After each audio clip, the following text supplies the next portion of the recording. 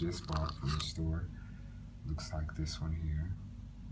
It's 8 gigs, class 10 card.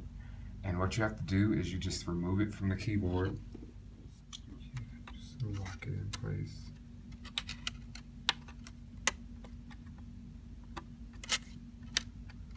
There it is, it's in there. Nice and secure. Ready?